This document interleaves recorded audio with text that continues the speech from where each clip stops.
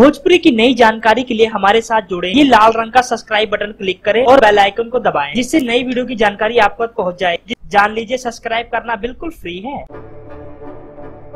Superstar Dinesh Lal Yadav Nirahua हमेशा ही चर्चा में रहते हैं, कभी अपनी फिल्मों को लेकर, कभी अमरपाली दुबे के अफेयर को लेकर दोस्तों। लेकिन इसमें सच्चाई नहीं है। अमरपाली दुबे अलग रास्ते हैं, निरहुआ जी अलग रास्ते हैं दोस्तों। दिनेश लाल यादव निरहुआ जी की जोड़ी अमरपाली दुबे जी के साथ बहुत ही सुपर डुपर हिट जोड़ी है।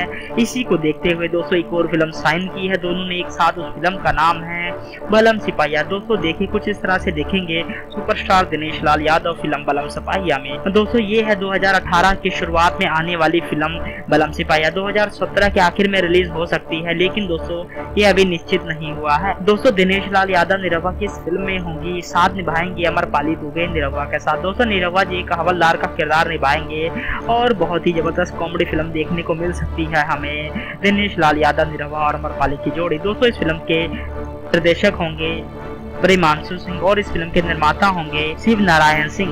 दोस्तों दुआ करते हैं ये फिल्म सुपर डुपर हिट साबित हो। धन्यवाद।